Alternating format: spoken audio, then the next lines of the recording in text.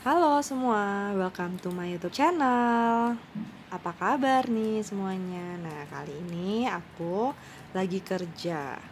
Kayak biasanya aku kerjanya dari rumah dan ini ada ruang kerja aku gitu ya. Gitu. Jadi aku kerjanya nggak di kamar tapi kayak ada ruang kerjanya gitu.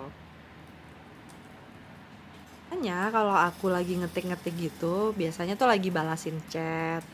Karena komunikasi pekerjaan aku itu emang ada di Telegram gitu ya. Jadi di situ pasti udah ada grup-grupnya masing-masing project yang ini yang kita koordinasinya juga di situ, dan kita juga ada pakai tools gitu untuk komunikasi tapi per topik gitu. Nah, jadi setiap pembahasan ya dibahasnya per topik, karena kan kalau misalnya di grup chat itu kan udah tenggelam-tenggelam ya, nggak bisa, agak susah lah mau dicari-cari lagi gitu, kurang terkoordinir dengan baik.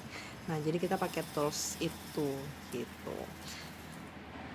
Ini biasanya kalau lagi nggak pairing sama tim buat koordinasi progres kerjaan, ya kalau nggak ada meeting gitu-gitu, ya kalau nggak ya itu aku akan komunikasinya secara asinkronus gitu, karena emang lagi di prioritaskan banget supaya asinkronus communication kayak gitu. BTW aku di posisi ini ya udah setahunan lebih, dan sekarang handle beberapa proyek di mana di masing-masing proyek itu ada product owner-nya masing-masing. Jadi aku akan berkoordinasi secara intens dengan mereka selain dengan tim development-nya sendiri gitu. Jadi kalau misalnya update progress dari masing-masing proyek yang ada, itu biasanya aku akan menanyakan ke si masing-masing product owner. Nah, di dalam tim proyek sendiri, itu kan biasanya ada product owner-nya, ada analisnya, ada tim development ya. Tim development tuh ada analisnya, ada analis tuh sama tester. Terus ada programmernya. Nah, terus juga ada quality assurance team gitu. Nah, nggak menutup kemungkinan juga satu orang itu berada di beberapa proyek kayak gitu ya. Tapi itu tergantung load proyeknya masing-masing gitu. Kalau misalnya ada juga kan proyek-proyek yang dia tidak begitu tinggi loadnya, tapi ada juga yang tinggi banget loadnya, lagi aktif-aktifnya development, apalagi udah deploy ke production. Nah, itu pasti timnya akan fokus ke situ. Tapi kalau untuk kondisi proyek yang sudah mulai turun loadnya, ya timnya biasanya juga menghandle project yang lain yang lebih aktif kayak gitu. Nah, salah satu pekerjaan aku adalah menghandle tim. Jadi tim yang akan terlibat di dalam proyek masing-masing proyek itu tentunya akan aku pilih orangnya siapa-siapa aja, timnya siapa-siapa aja, kebutuhan skillnya seperti apa, sehingga bisa memenuhi kebutuhan proyek untuk dikerjakan kayak gitu. Jadi tiap-tiap proyek itu akan berbeda kebutuhannya, disesuaikan juga dengan pengalaman dari sebelumnya masing-masing tim proyek itu udah pernah pengalaman di proyek apa. Nah, itu akan lebih memudahkan kan untuk ngeplot timnya akan di proyek mana kayak gitu. Nah, ini karena udah istirahat siang, aku mau pindah dulu ke kamar karena mau ya sholat, habis itu nanti mau makan siang baru balik lagi ke ruangan ini. Ya, seperti yang kalian tahu, karena rumah aku kondisinya seperti ini, dalam tanda kutip masih belum jadi. Jadi ruangannya masih terpisah-pisah. Aku harus menyeberang dulu buat ke ruangan kamar dari ruangan kerja karena mau istirahat sebentar.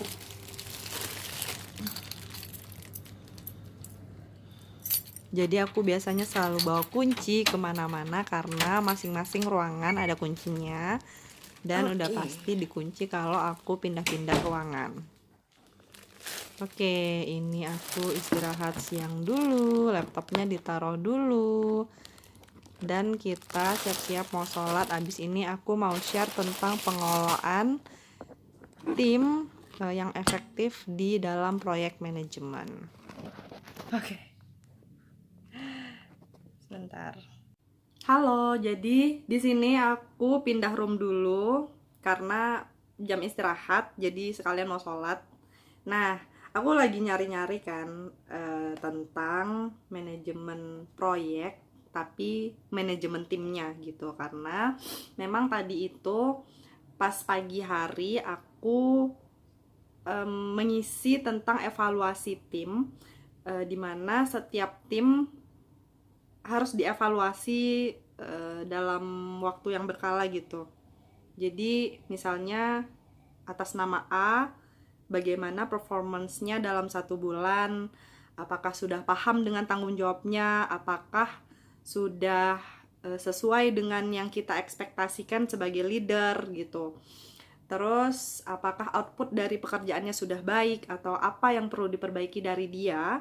Nah, itu ada form evaluasinya. Jadi tadi aku habis ngisi itu. Nah, sekarang aku pengen bahas tentang manajemen tim proyek IT gitu. Jadi habis ini aku bahas. Oke, kalau untuk manajemen timnya sendiri, di mana dalam sebuah proyek IT itu ada, kalau di tempat aku ya, ada product owner-nya, terus ada programmer udah pasti, terus ada DevOps-nya juga, ada analis, ada testernya, ada tim QA-nya. Nah, di luar tim proyek ini tentunya ada divisi-divisi lain yang ikut menagihkan hasil pekerjaan kita gitu. Misalnya ada tim yang menagihkan finance ya, gimana nih proyeknya udah deliverable belum, terus kalau udah deliverable kan nanti akan dibayar oleh si klien. Nah, itu kan masuknya ke finance kayak gitu. Jadi finance ya muara terakhir yang akan menerima pembayaran kayak gitu. Nah, untuk manajemen di dalam timnya sendiri itu biasanya ya kita punya grup, ada untuk komunikasinya, punya grup Telegram, terus ada punya grup tersendiri bersama kliennya untuk memudahkan komunikasi. Nah, kalau untuk grupnya sendiri itu, grup yang tim internalnya, tim projectnya sendiri, itu memang divisi lainnya pun juga dimasukkan ke dalam grup itu, sehingga memudahkan divisi yang lain memantau project ini, pergerakannya bagaimana dan progresnya sudah sampai mana gitu. Nah, terus kalau untuk komunikasi dan koordinasi kesehariannya ya memang yang pertama emang harus rutin ya. Kalau di project itu harus rutin ngadain daily scrum, dimana di dalam daily scrum kita akan update progresnya sampai di mana. Habis itu apa kendala yang ditemukan dan apa action plan hari ini gitu, apa solusi yang akan dilakukan. Nah, dimana daily scrum ini itu berlangsungnya ya dibatasi selama 15 menit saja gitu. Di luar itu, kalau misalnya ada topik yang harus dibahas lebih lanjut, maka buka sesi yang baru lagi gitu. Sehingga kita efektif di event daily scrum ini, karena kita kan pakai metode scrum ya di dalam project. Nah, itu ya kita bahas secara rangkuman, kemudian barulah nanti kita jika butuh dibahas lebih lanjut ya kita open meeting room ya masing-masing kayak gitu, atau buka percakapan secara asinkronus kayak gitu. Nah, percakapannya asinkronus itu yang aku ceritakan kemarin, jadi kita ada pakai tools tersendiri untuk membahas per topik tentang isu-isu yang ada kayak gitu. Nah, terus setelah kita mengadakan daily scrum, setiap anggota tim akan memberikan informasi tentang progres dan kendalanya dia. Setelah itu ya akan berjalan seperti biasa pengerjaan tas-tas di dalam satu sprint gitu, dimana di awal ada sprint planningnya, di akhir ada sprint reviewnya gitu. Nah, di sprint planning dan sprint review itu semua anggota tim wajib hadir, semua anggota tim project ya wajib hadir. Nah, disitulah akan terupdate semua progres, habis itu apa-apa saja yang sudah dilakukan gitu. Kalau di planning kan ya apa yang mau dilakukan, kalau di sprint reviewnya apa yang sudah dilakukan dan seberapa banyak capaiannya kayak gitu. Apakah bisa on time closing sprintnya atau tidak gitu. Nah, itu tentunya juga hasil dari berkoordinasi selama satu sprint ya di dalam project itu kayak gitu. Nah, gimana dengan koordinasi dengan tim yang lain? Koordinasi dengan tim yang lain biasanya memang ada satu pintu. Misalnya project manajernya yang bertanggung jawab untuk menginformasikan kepada divisi yang lain sudah sampai mana progres pekerjaannya, progres proyeknya sudah sampai di mana, kapan mengirimkan deliverable, terus kapan termin-terminnya masing-masing itu selesai kayak gitu. Oke, terus terkait dengan manajemen tim ini, sebentar. Oke, untuk strateginya sendiri dalam pengelolaan tim ini, yang pertama pastinya komunikasi ya. Yang tadi aku bilang ada grup chatnya, dimana di situ kita akan rutin berkoordinasi. Ya di situ kita ngupdate, misalnya aku udah kerjain ini ya, terus apa lagi gitu. Nah, itu kita proaktif di dalam grup itu, komunikasi yang efektif. Nah, kemudian yang kedua adalah perencanaan dan penugasan, pemberian tugas yang jelas gitu. Kalau ini dari leadernya sendiri kurang jelas, maka tentunya tim akan bingung dalam eksekusi pekerjaannya. Jadi di awal yaitu di sprint planning kita jelas. Kemudian kalau misalnya ada yang harus didiskusikan ya, maka akan dibuka sesi diskusi terkait dengan misalnya dengan penugasan itu tadi atau task, kemudian atau hasil analisis yang mau didiskusikan lagi, ada yang belum jelas dari programmernya, jadi akan dibuka sesi diskusinya gitu. Terus untuk yang selanjutnya, pemimpin yang mendukung dan memotivasi ya, sebagai leader di dalam proyek tentunya harus terus-menerus memotivasi dan mensupport kebutuhan tim. Ada kebutuhan apa saja, ada butuh untuk requirement gathering dengan kliennya, butuh diadakan lagi atau tidak, kemudian butuh koordinasi dengan divisi yang lain gitu. Misalnya ke divisi ke quality assurance-nya misalnya seperti itu. Nah, tentunya si leader harus mensupport itu gitu. Misalnya ada kebutuhan juga untuk eskalasi karena belum solve problem atau isunya. Jadi si pemimpin lah yang akan mengatasi hal-hal seperti itu gitu. Kemudian kalau untuk memotivasi, tentunya dalam pengerjaan proyek pasti menemukan kendala, menemukan isu-isu gitu. Nah, kendala-kendala ini perlu kita uraikan atau breakdown ya, supaya menjadi lebih jelas dan kita tahu solusi yang harus dicari seperti apa, harus bertanya ke siapa gitu. Nah, ini tugas dari si pemimpin tadi, membantu mensupport itu dan memberikan motivasi kepada tim agar ya tidak merasa down ketika menemukan kendala, kemudian bisa solving problem bersama-sama kayak gitu. Kemudian kolaborasi dan teamwork ya, ini udah pasti kita di dalam tim kita berkolaborasi, analis berkolaborasi dengan programmer, kemudian dengan tester, kemudian dengan quality assurance-nya, kemudian dengan technical writer-nya, udah pasti sehingga kita memberikan output atau deliverable kepada klien itu ya hasil dari teamwork kita tadi kayak gitu. Terus untuk pengelolaan konflik, nah ini yang kelima, strategi dalam manajemen timnya ini adalah pengelolaan konflik. Di dalam kita mengerjakan proyek udah pasti ada konflik-konflik yang terjadi, di mana konflik-konflik ini tentunya kita butuh diselesaikan segera gitu, karena ya project punya deadline dan waktu berjalan terus. Jadi kita nggak boleh ada mindset penundaan gitu, nanti deh ngerjainnya, nanti deh ditanyain gitu. Itu disingkirkan seperti hal-hal seperti itu, karena apa yang menjadi, karena project sendiri kan klien kan semakin cepat selesai tentunya semakin baik ya, semakin baik bagi semua pihak kayak gitu. Tapi tentunya kita memberikan kualitas yang baik gitu. Nah, kalau misalnya ada konflik yang terjadi di dalam proyek itu, ya tentunya yang pertama, kalau misalnya si leader dari proyek ini tidak tidak bisa menghandle atau buntu ya, stuck gitu ya, atau stuck ya, tentunya akan eskalasi lebih dulu ke leader yang ada di atasnya, ke penanggung jawabnya atau pengawasnya gitu.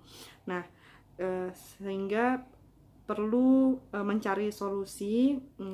Nah, dari si leader proyek ini ya harus mampu untuk menjabarkan apa sih isu yang terjadi, sehingga mampu untuk menjelaskan ke atasannya lagi atau melakukan eskalasi. Nah, dari kemampuan inilah orang yang dimintakan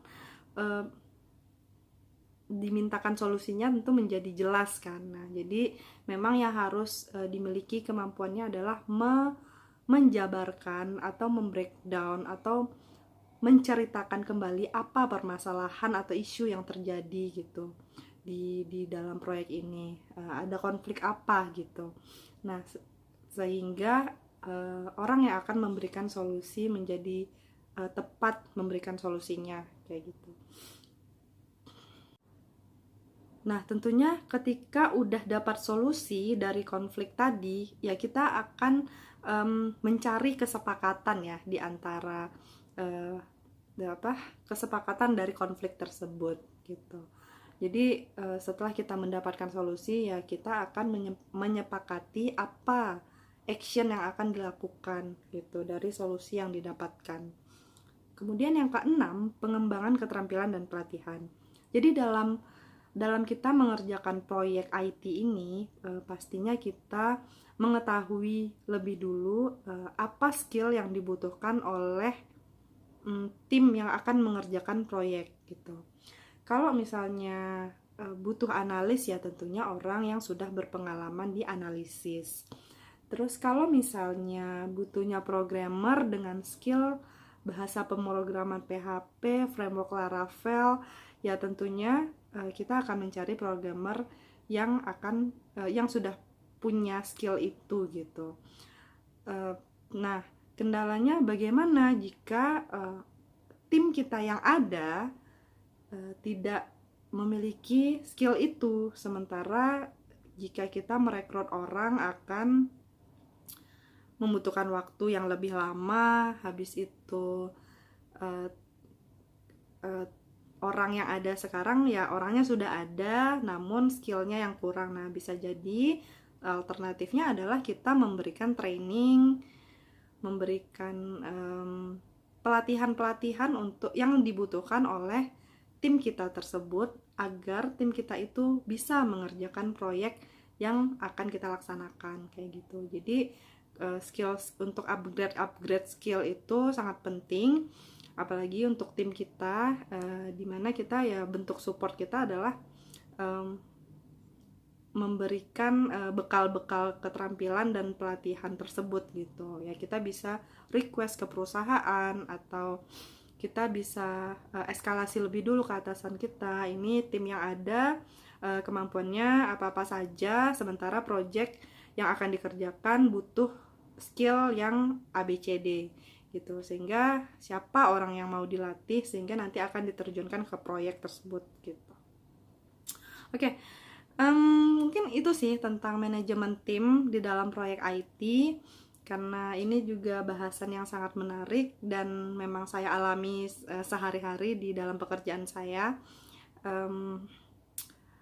Banyak sih yang lainnya yang apa ya, yang ditemukan gitu, terutama tentang koordinasi tim, manajemen, pengelolaan tim di dalam proyek ini gitu. Banyak hal-hal yang emang kita temui, apalagi yang paling penting itu adalah komunikasi. Nah, komunikasi ini nomor satu, karena kalau komunikasinya udah nggak bagus, ya sulit dijamin proyeknya akan berjalan dengan bagus gitu. Gitu sih. Oke, jadi ini aku mau kembali ke ruangan kerja. Hari lagi panas banget. Di luar panas. Jadi habis ini mau pindah ke sana, terus lanjut ada coaching nanti sore. Sama aku mau checking progresnya tim. Iya. Soalnya ada yang ketunda kemarin karena ada kendala, ada agenda UAT yang ketunda karena ada kendala. Jadi hari ini gimana persiapannya lagi gitu. Oke, ini makan siangku. Terus itu Betty masih sakit, doain ya guys, semoga cepat sembuh. Itu dulu ya sharing aku hari ini. Thank you for watching and have a good one. Bye. Dadah. Get well soon, Betty.